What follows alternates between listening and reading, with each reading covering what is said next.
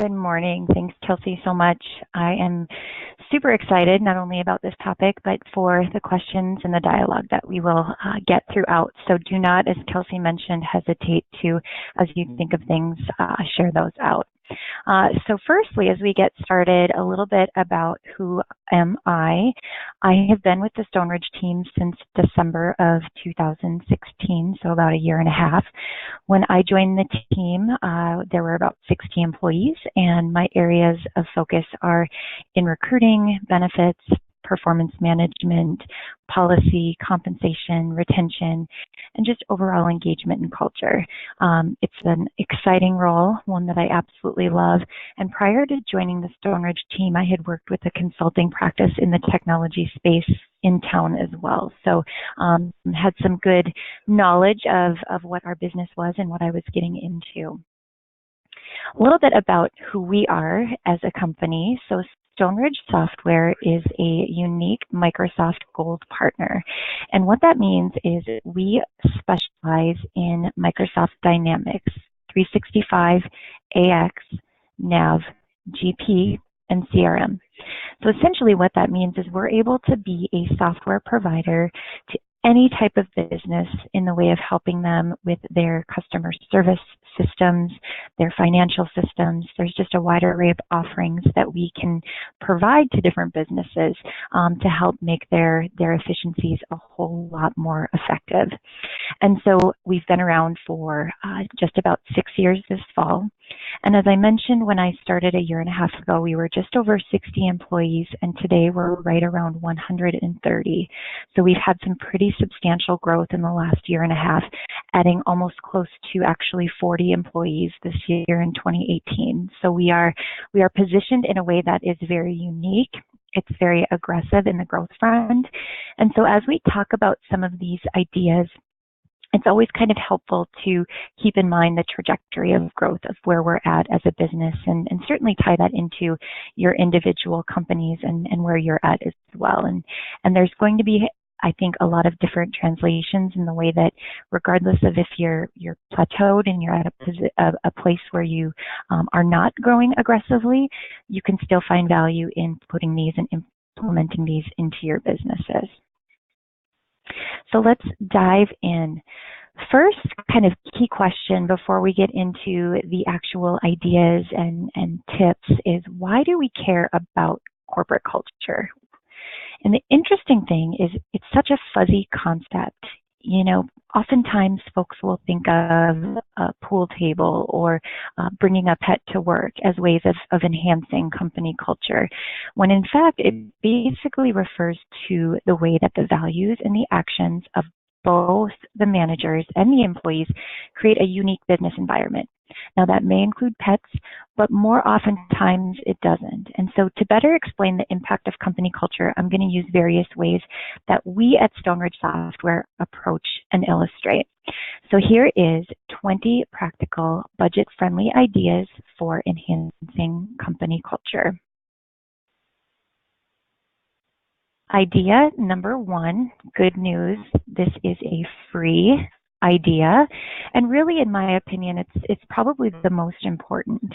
As you think about the idea of purpose and values, you're talking about the beliefs of not only individuals, but your groups or your teams, and in this case, your company. And it's where the employees cross over from being just employees within an organization to being emotionally invested employees within an organization. It gives them the meaning. And so at Stoneridge, the power and the purpose of our values is a conscious effort, and it energizes and really engages our team members by promoting creativity and innovation, and it really helps us achieve that sustainable competitive advantage, whether we're growing slowly or aggressively. And so our backbone today is the 5 values that you see here on your screen: integrity, technical excellence, tenacity, client-centric, and enjoying our work.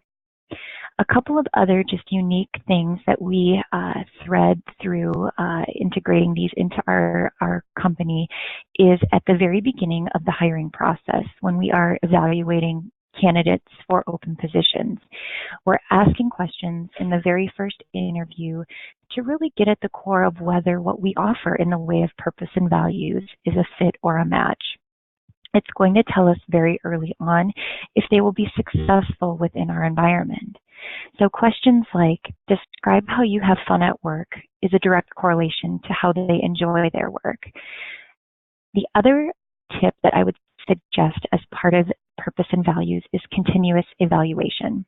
And what I mean by that is having conversations throughout your organization at all different levels to ensure that these values are still a very relevant and accurate reflection of who you are as a business. So just as an example, within Stoneridge, we on a quarterly basis are reviewing each of these and asking ourselves, not only are these accurate, but how are they accurate? And so again, as you think about the free value that these provide and the significant value that these provide, it's going to be that consistent ongoing integration on almost a day-to-day basis. The second idea is this concept of leaders modeling behavior. And quick note here, this is another freebie if you're keeping track. But for many employees, relationships between their managers and themselves drive engagement and loyalty more effectively than a ping pong table or bringing a dog to work. They really create that foundation of truth. And not only that, but it creates this demonstration, if you will, of integrating what's important to that individual, again, at the emotional core. Some of the things that we will integrate are not only the element of truth and being completely honest and transparent about the different roles and responsibilities of every level within the organization, but we place value on real people relationships. And what that looks like is taking that value and making it more about the day-to-day position or the day-to-day driver of what that person does for your organization, but making it more about who they are within your organization. The demonstration also of work and life harmony is another element that is very important as you think about leaders modeling behavior, because everyone within the organization is going to be looking at what are those leaders doing, how are they doing it to set the tone for what is okay as they experience their world as a team member. And then the concept of keeping things fair and open, which again connects, I think, well with the element of telling the truth as well. Thirdly, is this transition to birthdays and anniversaries.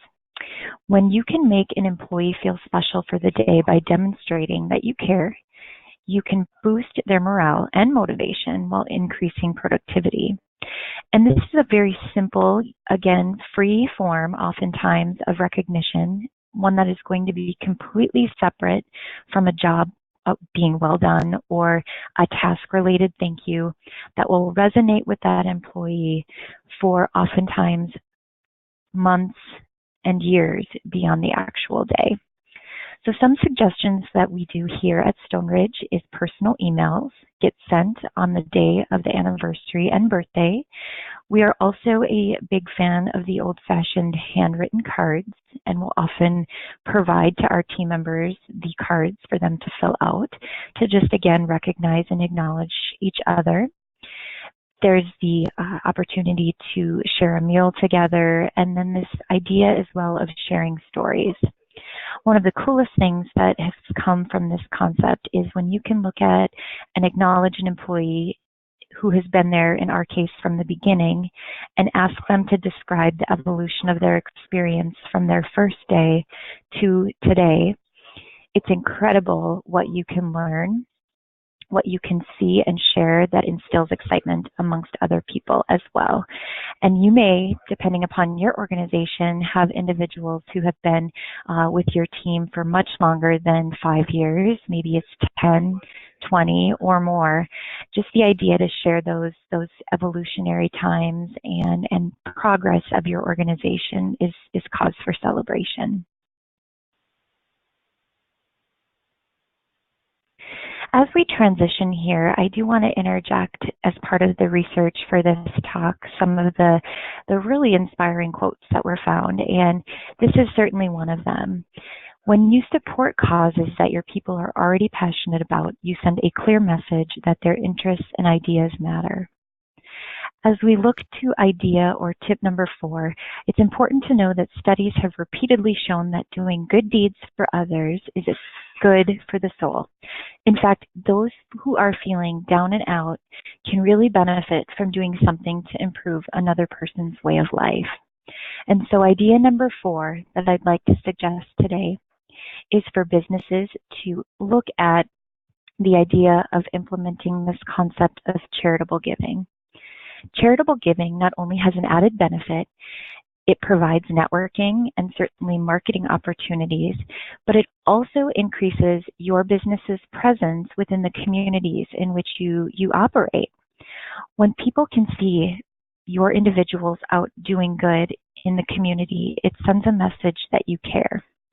And so at Stoneridge, we have a charitable giving program that every team member receives $100 on an annual basis that they have the opportunity to gift to an organization of their choosing. We then will take the organizations or the recipients and put them into a nice list to share out with the organization. And then our team can vote collectively as a group to vote on the top 3 additional based on those recipients to receive additional funding for that year. And so our program, which launched in 2014, has given today over $8,000 to over 80 causes and continues to grow year over year. We collect feedback from our team members after each kind of wave or each year of going through this process. And it's incredible the excitement, the positive energy, and certainly the level of engagement in a positive way that is driven based on this simple but very, very meaningful act.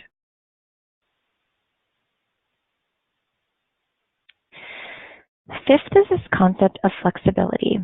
I tend to be a firm believer that there is no work or work-life balance, but only life. And according to an article in thebalance.com, employers or companies who offer flexibility for their team members will experience increased employee morale and engagement. They will have a stronger commitment to the organization. They will often report reduced absenteeism and tardiness as a result, and they will have directly increased ability to recruit employees, which in this time and certainly marketplace is becoming an ever challenging product.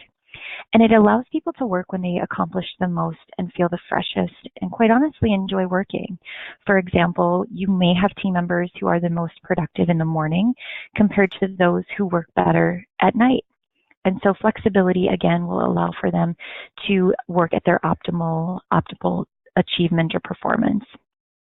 And finally is this idea of developing an image as an employer of choice when it comes to being family friendly and allowing your team members to be where they need to be when it's most important. So some of the things that we do are in the way of flexible scheduling. There is no set schedules for majority of our folks. We drive the idea that certainly the output is more important than the number of hours in which our team members work, and very much connecting to the core value of client-centric. As long as the work and our clients are being taken care of, we're not managing schedules in any direct fashion. We have also this year moved from a traditional vacation or PTO policy to an unlimited vacation or PTO policy to, again, really influence this idea of making flexible schedules the way that we do business. Some ideas, if you're looking at kind of starting to implement and pepper being more flexible, is to allow your team members who are maybe involved in practices and certainly causes outside of work, such as coaching or volunteering, to be present in those environments, which may begin closer to than the 5 o'clock end of the day hour. Allow them the opportunity to participate in schools, to make it to extracurricular events, If it's their birthday, give them the time away to enjoy that day, and certainly additional or increased vacation time. Next, I'd like to transition into this idea of meetings. Idea number 6 is all about the concept that most studies have shown that meetings are 2 things. They are 1, too many, and 2, a complete waste of time. One of the things that I've learned since joining the Stoneridge team is that that's a little bit of an archaic concept. In my opinion, the meetings today that get a bad rap are either poorly planned or poorly executed. According to the book Traction, Get a Grip on Your Business by Gino Wickman, there is this introduction to a meeting concept called the Level 10 meeting. And the Level 10 meeting is essentially a disciplined approach to running a weekly meeting with your team. The objective of the meeting is to report on the status of different businesses, to identify any issues within the team, and then to discuss and solve those issues, and really keep the team accountable for what is ongoing by giving everyone and setting different ongoing actions. There's also this inner idea that everyone participates. So for example, at the beginning of every single Level 10 meeting, before we even dig into the meat of the issues, we go around and everyone must take a turn and provide for the team this idea of what was their best accomplishment professionally for the last week, and what was their best accomplishment personally for that week. So you're seeing here that we're not only encouraging and forcing participation in some ways, but we're interweaving both the importance of overlap between work and home. At the end of each meeting, as you work through, again, the different business topics, identifying issues, creating solutions and action items, at the end of each meeting, it's the same format where you all take turns in going around and providing a rating for that meeting. Now think back to the title of the meeting, Level 10. The goal when you rate the meeting is to receive a rating of a 10. Now that is not, I will say, very common. It's certainly the goal, but we always want to make these meetings worthwhile, right? And to get away from the idea that they're too frequent and a waste of time. And so if the meeting receives a rating of a 7 or lower, the person within that group or the person who gave that rating will then provide some additional context as to why they went that direction. So some examples might be the meeting ran long or didn't start on time. Maybe the team got stuck talking about a specific topic for much too long, and that kind of derailed the progress for the week. Whatever that individual's purpose is for giving the meeting that rating, the goal, as you can see, is to really drive the focus to constant improvement as they move forward.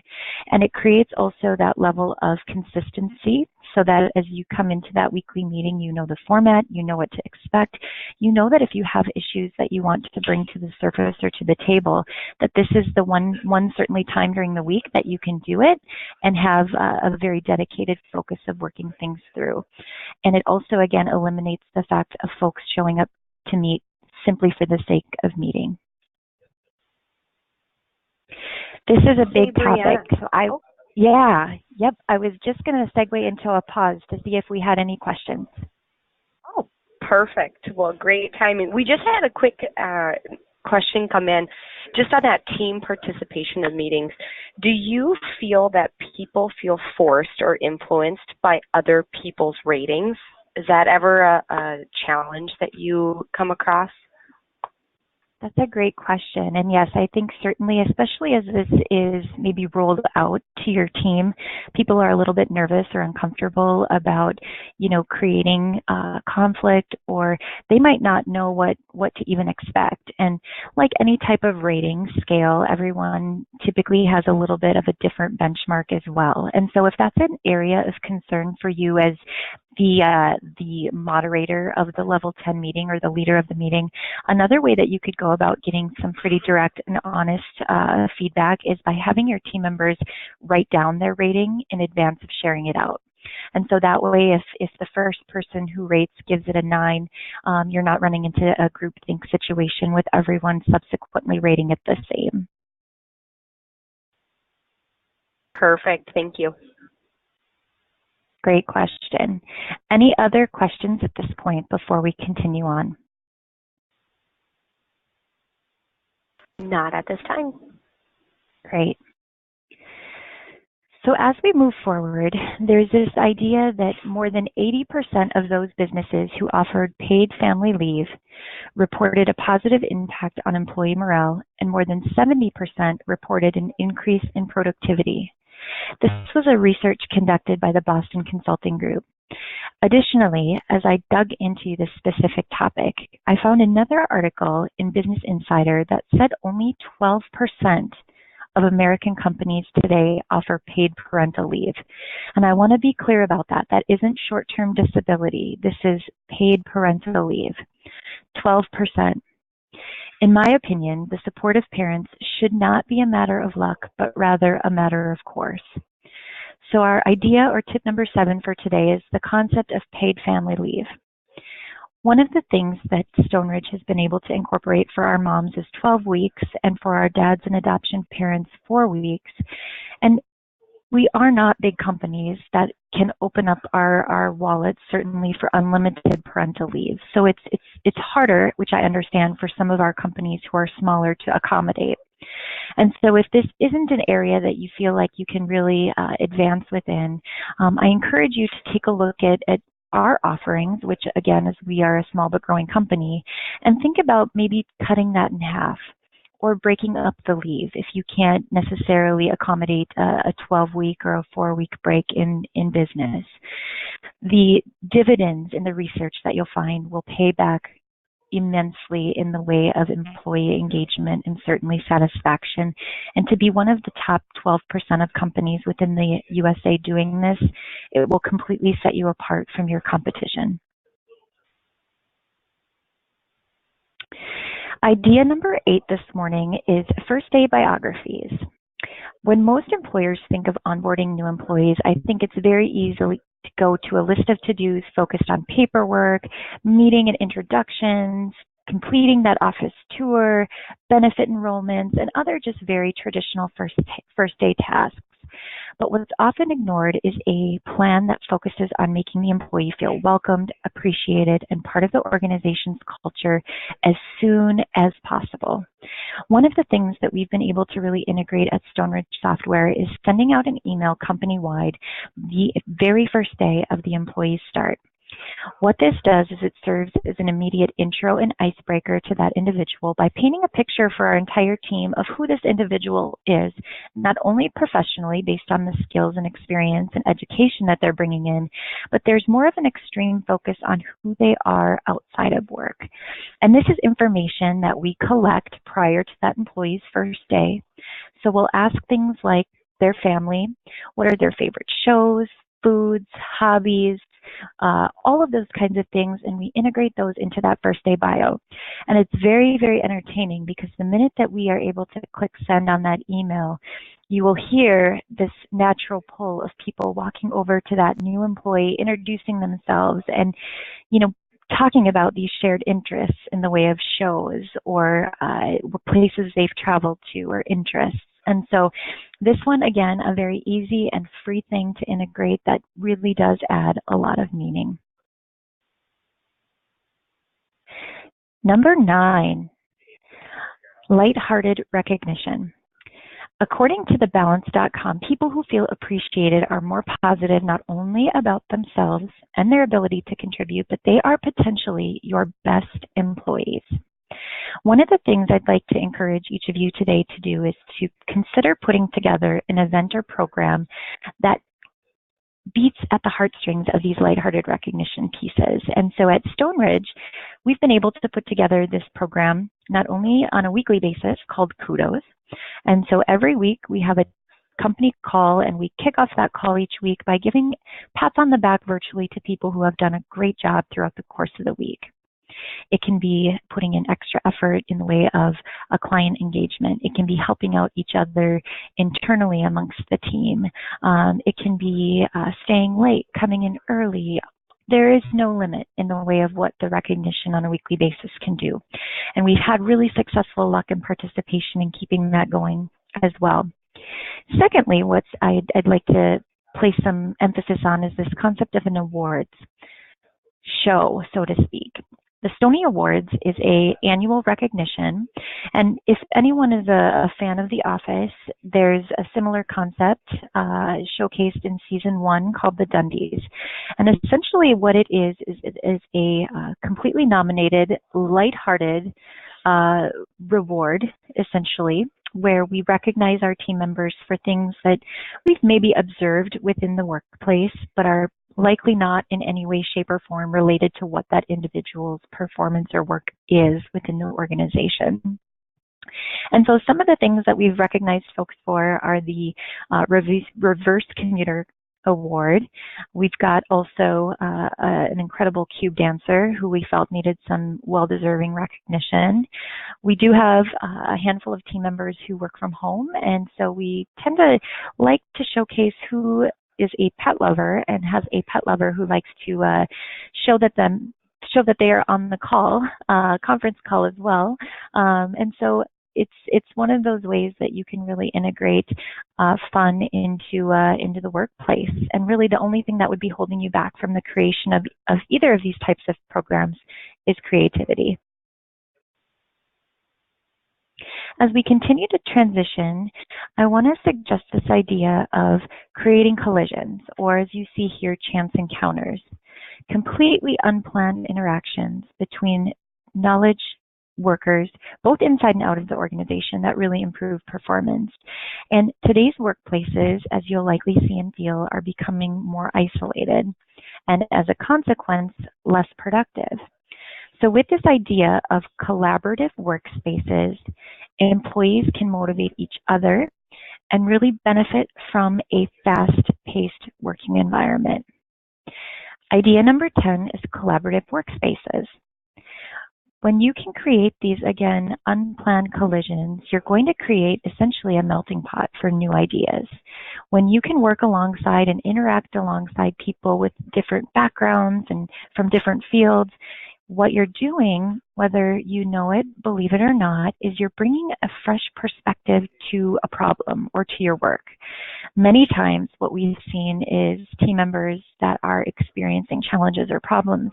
And when you bring a fresh perspective in and face that challenge from another angle, you can bring new ideas and certainly new solutions.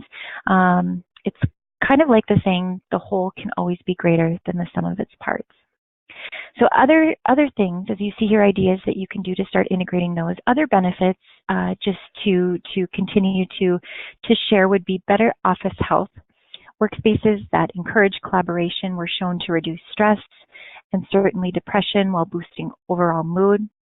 There's going to be more energy. Believe it or not, we have a couple of locations, one that's very open and very extreme in the way of social and collaboration, and one that's exactly the opposite. And you can feel the energy difference when you walk into those locations based on, again, these unique spaces for collaboration. And finally, when you can work beside folks, it gives you that drive and that emotional boost to sometimes move forward or work through what could be seemingly tough situation. Idea number 7, wellness. This is an interesting one because I think oftentimes wellness programs have been viewed more as a nice extra and not necessarily a strategic imperative. And as I did some research for this topic, and certainly throughout our experience here at Stoneridge Software, never has evidence told a different story. In fact, what I've discovered is organizations with highly effective wellness programs, they report significantly lower voluntary turnover than those who have low effectiveness or low programs. And so as you think about, oh boy, this might be something that's a little bit outside of our price range and ability to implement, here are some very tip-friendly or budget-friendly ideas for you to incorporate with little to no cost. We have a dedicated committee, and this isn't a committee that we have nominated or that we have hand-selected folks for, but a committee of people who have raised their hands voluntarily and said, I like being active. I like health and wellness. I like talking about these topics. Let's figure out how to embed them into the workplace. And so that committee has been charged with coming up with different quarterly ideas or initiatives. So to give an example, quarter one was focused more this year on the physical health and well-being of our teams and ourselves. Quarter two, we're looking at the benefits of social productivity. And with each of those quarterly topics, we like to send out a written kind of newsletter just to provide some additional links and context for our team to read about and educate themselves about. And then we also incorporate some sort of activity to get people not only together, but moving if possible. We've also been fortunate to provide standing workstations for our team members who prefer to have a sit-stand option throughout the day, and then healthy food options as well. Now, again, if you're thinking this is all really wonderful information, but I'm concerned about the price tag, there are just an abundance of various tax incentives and grants available under the recent federal healthcare legislation, where any U.S. company can use wellness program dollars to chip away at some of the ideas and costs that they're hoping to implement. As we transition, I think it's important to think about the question or the topic of employee surveys and who does surveys and how often do you do surveys. As you see here, the important thing is to be open to those ideas that you collect to move your company into a better direction. One of the next ideas that I'd like to talk about is this concept of employee voice. We at Stoneridge Software have partnered with Office 5.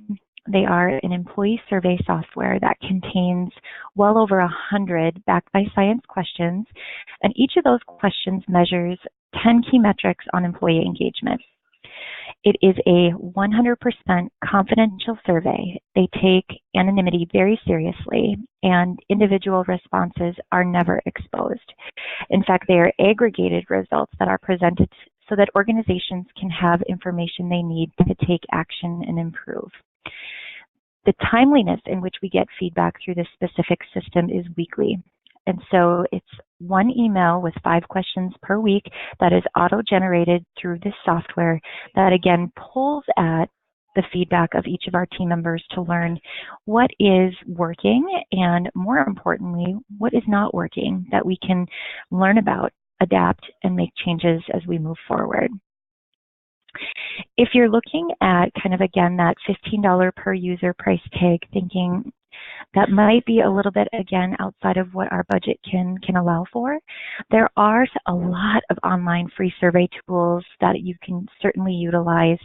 And again, the importance of this employee voice goes back to the good old-fashioned suggestion box and having just an outlet for team members as they have ideas or feedback for you as an organization to drop those ideas into a suggestion box for your management or leadership team to review on a very routine basis. As a manager, what I have found is you will experience decreased turnover by really discovering what are the issues that are bothering your team in a timely manner. You also, if you go the way of a specific tool, have a very tangible way of measuring satisfaction through a lot of different anonymous conversations. And it creates this very clean roadmap for you to know what to do. Anytime that you can react in a way that shows a response and a care, you're going to boost your team's morale and improve, again, that level of engagement overall. Idea number 13 is bonus holidays. Certainly for each of the organizations on today's call, you likely have a holiday structure built in, which is fantastic. Certainly there is no greater gift than having time away from work to do our own thing. It's certainly a privilege. And there are very few actually who would not say, yeah, I do want a little bit more of it. So what a gift to be able to give kind of that personal gift to get things done, to take an extra trip, or honestly just relax. As surveys continue to come out, what's trending is that time off is becoming even more important to team members and employees than money and compensation. And so to be able to gift time is certainly a way to show that you care and drive that level of engagement. Whoops, excuse me. The other concept that's becoming more and more of an example is this idea of a thank you day. And for example, let's say you know someone worked all weekend long on a project and went well beyond their 40 hours a week. You could, rather than just saying thank you for working the weekend, you could give them a thank you day to take time off when it makes sense and really demonstrate the fact that you care. As we continue to move things forward, there's this concept of social productivity. We hit on this a little bit through collaborative workspaces, but I was tuned into a recent TED Talk by Susan Pinker called "The Secret to Living Longer May Be Your Social Life." And it's a fascinating study that suggests that the key to living a long life is to nurture close relationships and face-to-face interactions. And so our idea number 6 is to embrace the social. Stop thinking about that time spent not working is a waste, and really turning that mindset into the social productivity. In fact, how we spend our time being social with one another is equally beneficial to how we measure traditional productivity. Also, keep in mind it's going to be different for everyone. So as you drive this idea or concept, know that it's not about the frequency, but it's about the relationship building and the ability to spend time in person. It might be one-on-one or in a group, but again, it's creating that collision for the day to continue to foster and build those relationships. Some of the concepts and ideas that we implement here at Stoneridge Software are team lunches. Every Thursday and every first day for new team members, we are gathering the troops and heading out to lunch. It's those predictable, consistent touch points for our teams. They're not required, but again, it does create the foundation for folks to get together and have conversations. There's your happy hours and potlucks. There's the holiday celebrations as well. And giving your people, depending upon the industry that you are in, the opportunity to get to know your clients. And this is, again, kind of tying back to that emotional piece of connection with the work that they do, getting to know the why they do something on a much deeper level continues to drive that engagement and productivity as well. Idea number 15, free beverages. Because when it comes to employee perks, there are very few things as simply satisfying as free drinks, which in the research I did turns out is also just good business sense. In fact, snacks and drinks can be the first thing that prospective employees or clients notice when they come in for a meeting or an interview, and it consequently is one of the first things that employees miss when they switch companies. There was an interesting survey that I read by a grocery delivery service called Peapod that said that companies who provide their employees free drinks actually have happier employees compared to those who don't get to hydrate on their employer's dime. And so based on the different offerings that are out there as well, while there is a small cost associated, there's enough competition in this area and market that you should be able to find a real good deal and frequency in how you service your team members. A little bit more of a lighthearted perk, but it certainly has been one that has been important for us and our folks as we've not only continued to grow, but also from our clients and candidate perspectives as well. I'll go ahead and pause here as well and ask Kelsey for any additional questions while we transition into more of the last and final tips for the morning. Yeah, there was one that came in regarding going back to slightly to the lighthearted recognition, that area. How do you adapt to other industries that are not so technical? That's a great question. You know, the lighthearted recognition, if you think back to the kudos, that is a little bit more industry and position specific. But if you're looking at embedding some lighthearted recognition in the way of an awards program like the Stony Awards, which I had mentioned, you might recall that that's going to be completely non-work related and in fact more individual driven based on the person's personality, characteristics, and any quirks that they might have as well. And so thinking about whether it's manufacturing or banking or education, based on the fact that you employ people who are individuals and certainly quirky in their own way, the only thing holding you back would be, again, that element of creativity and coming up with something to recognize them for being who they are as a person and not what they do for your company. Perfect. And I do have another question here since we have a moment. Was the $15 per employee for Office Vibe an annual cost, or is that monthly? That is an annual cost, I believe. Perfect. So $15 per employee per year. Great. Thank you. Great questions. Thank you. This next element is another free idea if you're keeping track, and you might look at it and think, oh, this is so simple. Of course, we have trust.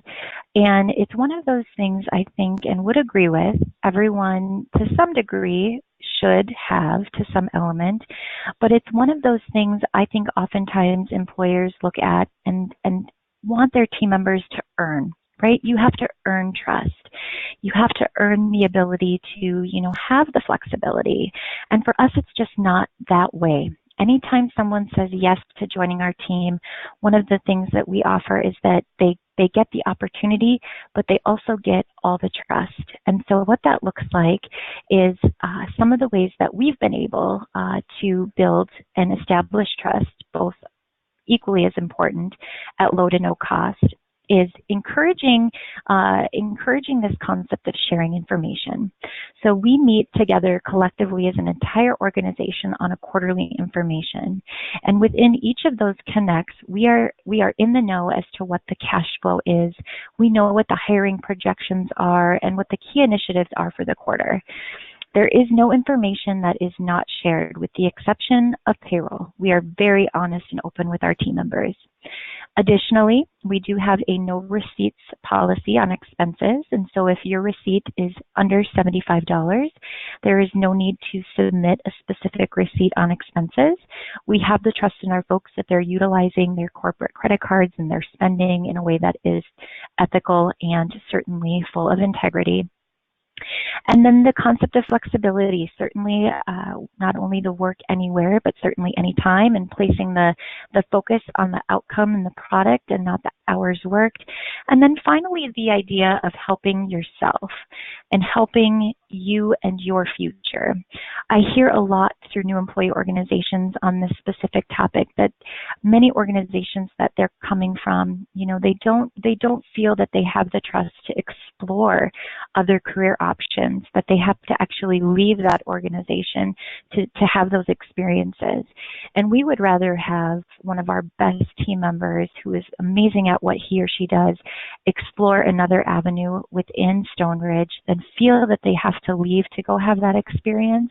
And it can be a little bit uncomfortable and a little bit radical, but again, you're retaining that talent in that employee while allowing them to expand their skill set and maybe grow without having them have to do that elsewhere.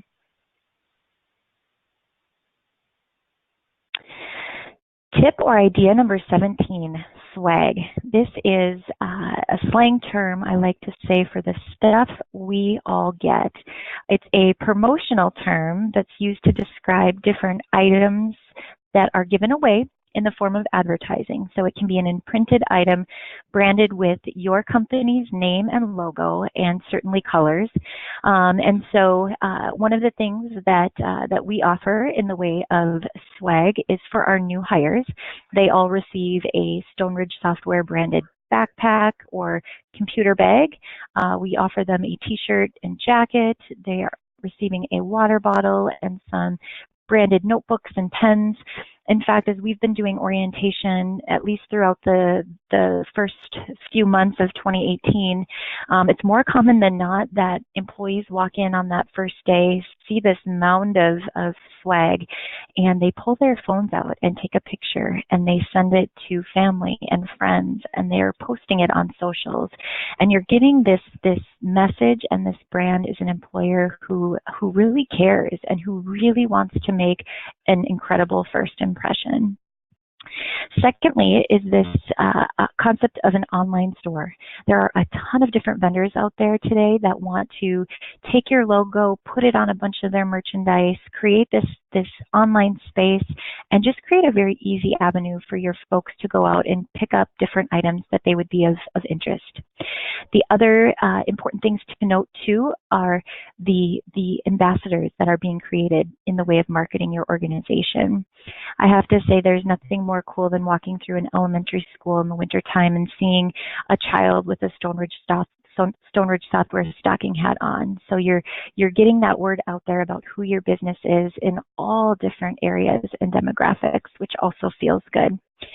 This is an area certainly where I will give the buyer beware message, as there is certain costs associated with the different items that you purchase, but to every type of item out there, there is a ton of vendors and deals out there, literally at every single price point. So just do your due diligence and feel okay shopping around. And the other kind of useful point that I'll just recommend here too is to make sure that it's something that is useful, something that won't end up sitting around either on a desk or at home or in the trash, making sure that it's applicable to being useful as well. Idea number 18, which is ironic because it's 2018 and it's the year where, Mark Zuckerberg, who's the founder of Facebook, is seen primarily in gray t-shirts and jeans. And this type of image has really influenced the next generation of our professionals coming into the workplace. Their views of what's appropriate workplace dress is driven from people who are wearing more informal attire than those wearing suits and ties. The suits and ties is certainly becoming more of a thing from the past. So one of the things that we've been able to successfully do is to really keep it simple. In fact, our philosophy is just that, simplicity. The more complex that you make your dress code, it creates a ton of confusion. And so our guideline, and what I would encourage each of you, is to really dress comfortably and appropriately. Keep it very, very simple.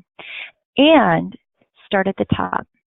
If you think back to the leader's modeling behavior, if you have a leader who is unwilling to give up the suits and the ties or the business suits, the team members will see that, and they will know that even though they're being told one thing, what they're seeing is not a direct reflection of that. It's indirect conflict. So make sure as you look to make this conversion that you're having those conversations with your leaders and ensuring that they buy in and that they are able to model the appropriate dress as well. Multi-rater feedback here not only makes team members more accountable to each other as they share the knowledge that they will provide input on each other's performance. So where I'm getting at with this quote is the concept of feedback. Effective feedback. Talking here both about the positive as well as the constructive is very, very helpful. And encouraging feedback to be a two-way street is also incredibly valuable. It's going to be used as you make important decisions based on individual or businesses. And again, is a no-cost way to increase that level of engagement. One of the things that I have found interesting is that top-performing companies are top-performing companies because they consistently search for ways to make themselves better. Not because they're paying to use fancy systems or technologies, but they are looking and asking questions and encouraging dialogue for improvement. A couple of the areas that we've been able to really improve as an organization in the way of feedback is incorporating 30-day check-ins. So this happens at about the 1 month mark of any new team member coming into Stoneridge. They will sit down with me and we'll have a very candid, casual conversation about the first few weeks. I want to know what's been working, what's not been working, what we should change and do better. I also want to know how our core values have played out over the course of that month and ensuring that they have played out as well. I'll check in to make sure that their one-on-ones are happening, to ask if they have a good idea and understanding of what their objective and priorities are. And again, just allowing them the space and the road to share. At the 90-day mark, that transitions into more of a dialogue between new team member and manager. And the feedback that's collected at that point is 360 degree. So it's again a conversation about here are the first few months on both the manager and the team member's perspective, and really talking about what's worked. But the most important thing at the 90-day mark is the goal setting. So you've been here 3 months. What are some things that you want to learn? What are some goals that we can set as we continue to move things forward? We also have implemented this year the concept of a quarterly 4x4. This is essentially a fancy name for a one-on-one and a very structured one-on-one. And it happens 4 times a year, and it's 4 questions. And the 4 questions are: what's working? What's not? What do you need help with or support on? And finally, where do you want to take your career? And by being very direct and asking those questions with our team members, we're getting at, again, a lot of those reasons as to why employees feel sometimes like they have to go somewhere. And by opening that dialogue and creating those spaces for those opportunities and goals and support internally, your level of engagement and certainly retention will increase. Fourthly, the 360-degree annual performance review is something we continue to work with our team members.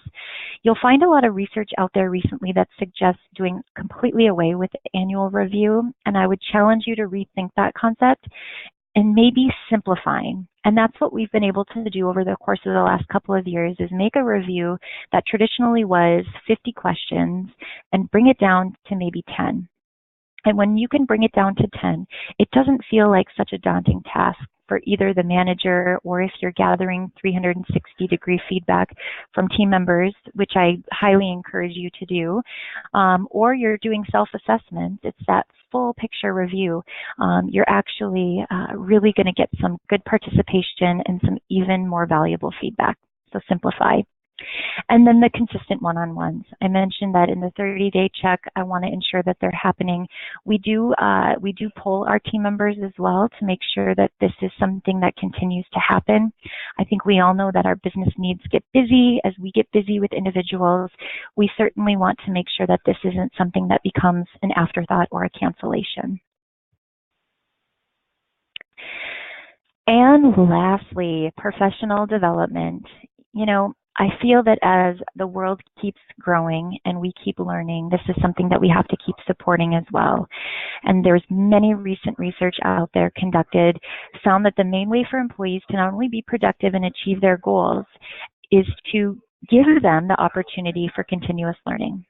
And this will help them not only continue to improve their skills and be more flexible and adaptable, as certainly changes related to technology and industry continue to arise, but when they have this continuous learning and they know that it's supported, it certainly increases their level of value and helps boost that engagement and retention.